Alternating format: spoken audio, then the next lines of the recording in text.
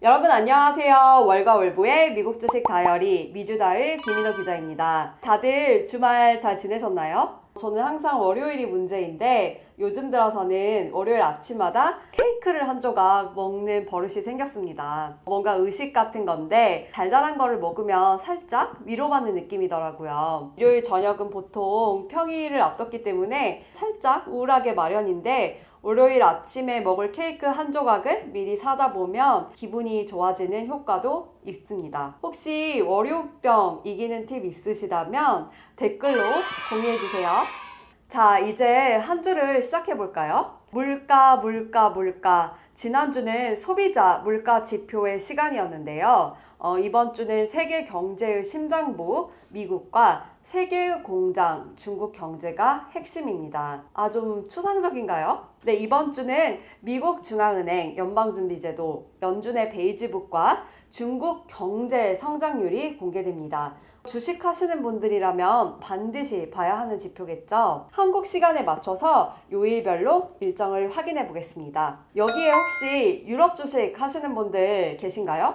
4월 18일 월요일은 유럽 주요국과 홍콩 증시가 부활절 기념 휴장입니다. 물론 우리나라와 미국, 일본, 중국 증시는 정상 영업합니다. 월요일 아침부터 사실 중요한 일정이 있어요. 우리 시간으로 오전 11시에 중국 국가통계국이 2022년 그러니까 올해 1분기 국내 총생산 GDP를 발표합니다. 우리나라 증시가 아무래도 중국 증시 영향을 많이 받고 있기 때문에 미국 주식뿐 아니라 한국 주식에 투자하시는 분들도 GDP 기준 중국 경제 성장률 한번 꼭 챙겨봐야 합니다. 전문가들은 올해 1분기 중국 경제가 작년 1분기보다 3.6% 성장했을 것으로 보고 있습니다. 직전 분기인 작년 4분기에는 연간 4.0% 성장률을 기록했었는데 말이죠. 분기별로 봐도 사실 성장 둔화가 예상됩니다. 전문가들은 올해 1분기 중국 경제가 직전 분기인 4분기보다 1.1% 늘어나는데 그칠 것으로 보고 있는데요. 앞서 4분기 때는 분기 성장률이 1.6%였습니다. 그런데 사실 국제뉴스에 관심 많은 분들은 아시다시피 중국 성장세 둔화가 사실 엄청 충격적인 내용은 아닙니다. 러시아의 우크라이나 침략으로 인해서 원자재 가격이 급등을 했고 또 중국발 코로나19가 다시 재확산하고 있기 때문에 상하이 등 주요 지역 봉쇄가 3월에 일어났기 때문입니다. 그래서 우리가 사실 눈여겨볼 만한 관전 포인트는 실제 중국 성장률이 전문가 예상치보다 높으냐 혹은 낮냐 의 문제입니다. 예상보다 좋으면 중국 주식이 전반적으로 오를 거고 낮으면 떨어질 가능성이 높겠죠. 이제 19일 화요일로 넘어와 보겠습니다. 이날은 말레이시아 증시가 휴장을 합니다. 누줄 알 꾸란 기념일이라고 하는데요. 코란이 세상으로 내려온 날 이런 의미라고 하네요. 코란은 이슬람 경전인데 아랍어로 꾸란이라고 읽는다고 합니다. 해외 주식을 하다 보면 국제뉴스도 재밌어지고 이렇게 다른 나라 이야기도 슬쩍슬쩍 알게 된다는 점이 장점 같아요. 그런데 사실 화요일 관전 포인트는 저녁 9시 30분에 발표되는 미국 3월 주택 착공 건수입니다. 여러분 혹시 미국 주식 하워드 휴즈나 아니면 레나 들고 계신가요? 하워드 휴즈는 리틀 버핏으로 불렸던 빌 에크먼 퍼싱 스퀘어 캐피털 회장의 애정 종목으로 유명하죠. 미국 주거용 부동산 개발 업체입니다. 또 레나는 미국 대표 주택 건설사 중 하나죠. 그런데 이 두 주식을 안 들고 계신 분들은 아니 미국 집 짓는 거를 왜 우리가 알아야 하지? 라고 그러실 수 있습니다. 그렇지만 여러분들이 잘 아시다시피 건설, 특히 주택건설 데이터는 실물 경기를 아주 잘 반영하는 지표 중에 하나입니다. 건설업종은 사실 경제가 침체를 하게 되면 가장 먼저 하락세를 타는 업종 중에 하나예요. 요즘 미국을 비롯해서 스태그플레이션 우려가 주식시장을 확 끌어내고 있는 와중이다 보니까 실제로 건설 경기가 어떨지 한번 참고해 볼 만합니다. 우리가 잘 알고 있지만 스태그플레이션이라고 하면 물가가 치솟는 인플레이션과 경제 경제 침체 이 두 개를 합친 말이죠. 3월 주택 착공 건수는 2월보다는 안 좋게 나올 것 같아요. 2월에는 177만 건이었는데 3월에는 이보다 더 적은 174만 건일 것이라고 전문가들이 예상을 하고 있어요. 이런 예상이 나온 첫 번째 이유는 미국 중앙은행인 연방준비제도가 5월 회의에서 기준금리를 한 번에 50 베이시스 포인트, 그러니까 0.5%포인트나 올릴 것이라고 사실상 예고를 한 상황이다 보니까 시중금리가 이보다 앞서서 더 먼저 뛰고 있기 때문이에요. 예를 들어서 3월 말에 미국 30년 만기 모기지 금리가 5.0%를 넘어버렸어요. 모기지로는 미국판 주택담보대출금리인데 이 금리가 많이 뛰면 사람들이 대출 끼고 집 사기가 힘들어지고 집을 사겠다는 사람들이 줄어들면 건설사들도 집을 점점 덜 짓게 됩니다.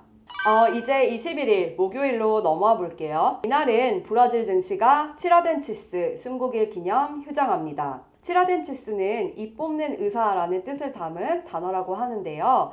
18세기 말 브라질에서 치과 의사로도 활동을 했던 호아킴 호세 다실바 자비에르 씨가 브라질 왕실의 폭정에 대항을 하다가 교수형을 당했는데 나중에 국민 영웅으로 평가받으면서 그가 죽은 4월 21일이 공휴일이 됐다고 합니다. 그런데 목요일 핵심은 미국에 있어요. 목요일 새벽 3시에 미국 연준이 베이지북을 발표합니다. 연준 이사회가 매년 8번씩 정기적으로 이 베이지북을 발행을 하는데 미국 경제 동향 보고서로 보면 될 것 같아요. 베이지북은 일종의 연준 교과서입니다. 전 세계 투자자들의 눈길을 끄는 연방공개시장위원회, 우리는 FOMC라고 부르죠. FOMC 정례 회의가 매년 8번씩 열리는데 베이지북은 이 회의에 앞서서 발간이 됩니다. 이걸 연준 위원들이 보고 베이지북 발간 후에 나온 이런저런 지표까지 다 합쳐서 본 후에 FOMC 회의에서 기준금리를 결정하게 돼요. 그러니까 이번에 발간된 베이지북 내용은 다음 달 3, 4일에 이틀간 열리는 FOMC 5월 회의에 영향을 주게 되겠죠. 베이지북에는요, 미국 각 지역에 있는 연방준비은행들이 각자 맡은 구역의 지역 경제 상황, 그러니까 물가, 기업 활동, 소비 활동 등을 총망라한 내용이 담겨 있습니다. 4월 베이지북은 연준이 미국 실물 경제에 대해서 어떤 평가를 내릴지가 관전 포인트인데요. 3월 베이지북 때는 미국 경제가 완만한 속도에서 이제 보통의 속도로 확장됐다고 평가를 했어요. 앞서 올해 1월에는 경제가 완만한 속도로 확장했다. 이렇게 좀 경제가 천천히 회복하고 있다고 평가를 했는데 3월 들어서는 보통 속도, 그러니까 1월 때보다는 살짝 좀 빠르게 회복을 하고 있다고 좀 상대적으로 긍정적으로 평가를 했습니다. 그런데 여러분들이 잘 아시다시피 평가가 긍정적이라고 해서 주식시장이 호재인 건 아니죠. 연준이 실물 경제를 긍정적으로 판단을 할수록 지금 상황에서는 연준이 부담 없이 물가 잡기용 긴축 정책에 속도를 낼 명분이 되기 때문입니다. 그런데 왜 하필 이름이 베이지북이냐고요? 표지가 베이지색입니다. 한국에서도 기획재정부가 그린북을 만드는데 그린북도 경제 동향 보고서이거든요. 표지가 초록색입니다.